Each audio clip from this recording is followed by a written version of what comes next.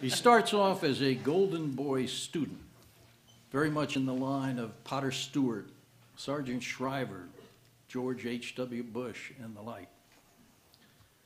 But Bill quickly became, with the publication of God and Man, not a loving son of our sweet mother Yale, but the university's designated apostate.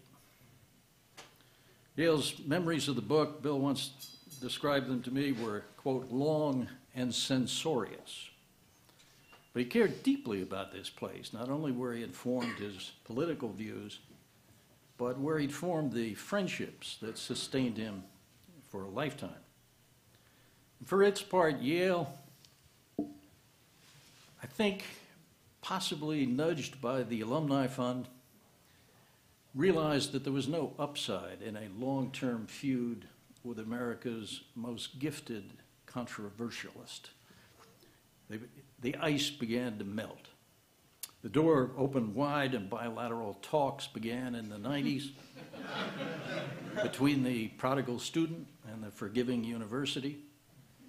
What issued was not quite the Treaty of Vienna, but an historic document nonetheless, an invitation to Bill to join the faculty here in New Haven. His course in English composition, which debuted in the fall of 1997, became popular with both the students and their instructor. I can testify that from his professorial turn here, Bill took deep satisfaction. The process of reconciliation was completed in the spring of 2000, when Yale awarded Bill an honorary doctorate. How pleased was he? When word began to spread of the award, I called to congratulate him. He picked up the phone saying, "Dr. Buckley here.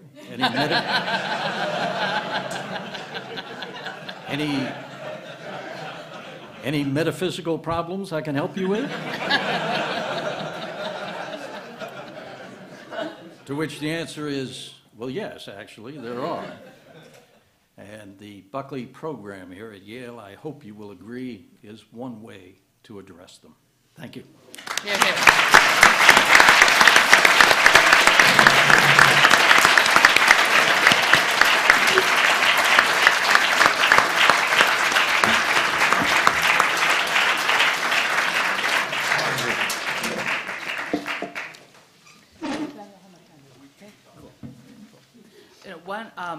I've been reminded by a couple of remarks made this afternoon of a small incident that happened, by now I guess it's about nearly 30 years ago, but that ties in with all these things about liberals and neocons and Bill's wide embrace. John P. Roach had been at one point not too long before a president or chairman, I forget which, of Americans for Democratic Action, that extremely liberal institution founded in 1948 by Arthur Schlesinger Jr. and several other people mentioned today. I can't remember who all was in it, but anyway, it was really liberal, and John Roach had been the president of it.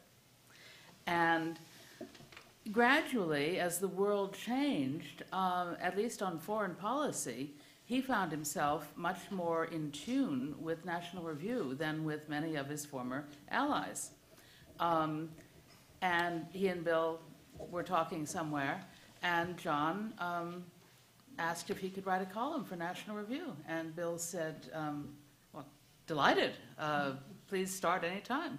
So John wrote this column on foreign policy, and it was always brilliant.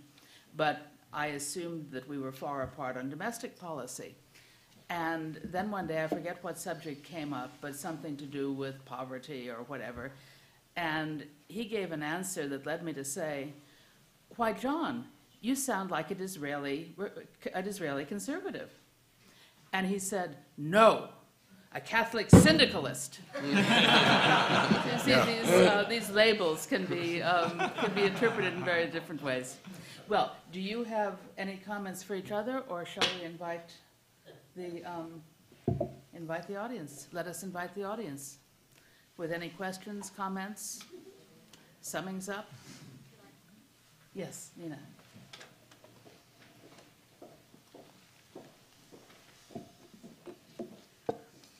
First, I'd like to say it's been a tremendous pleasure to listen to these distinguished speakers and to hear more personal as well as political information about Bill Buckley's life. I would say that the one thing that I would have liked to hear more about, which I know about, is Bill Buckley's legacy to things which were musical and non-political. I knew Mr. Buckley for 37 years as both a mentor and a personal friend. At the core of his personality was always his deep concern for moral values.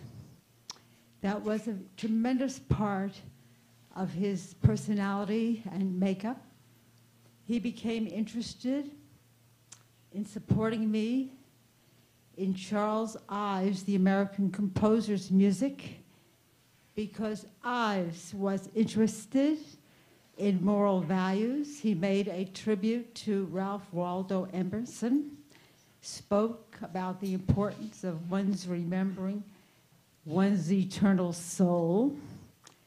I was the only woman in the world who ended up by recording Ives's complete solo piano music for Vox Records, and William F. Buckley supported me as a concert pianist for his entire life. I met him in 1971. I was in that infamous class of women at Yale in 1970, but I was very privileged to be in that class, very privileged to have known William F. Buckley as both the mentor and the friend, and I am sure the reason that I became world famous is because of his help and his guidance. So I thank you very much. My name is Nina Deutsch. I'll be very happy to talk with you about what a wonderful person Bill Buckley was and what a kind and compassionate and brilliant person he was. Thank you. Thank you, Nina.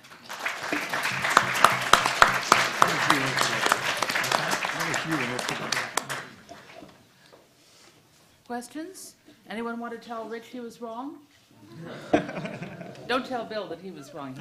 He doesn't need to hear that. While we're vamping here, I'll tell Rich he was right, and Bill as well. I had dinner with my long-suffering bride a couple of years ago with somebody who had been very high in the Lindsay administration that, of course, swamped the Buckley forces in 1965. And he had been keeping score over the years as the mayor turned over from Dinkins to Giuliani to Bloomberg and all the rest.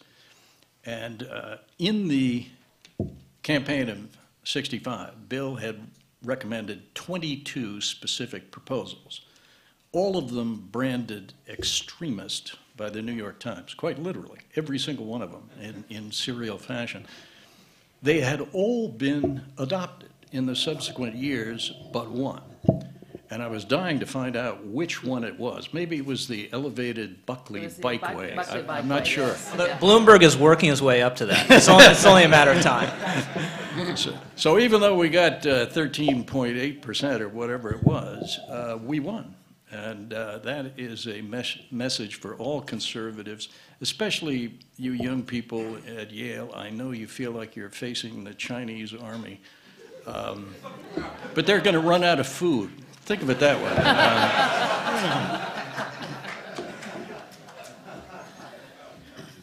Yes.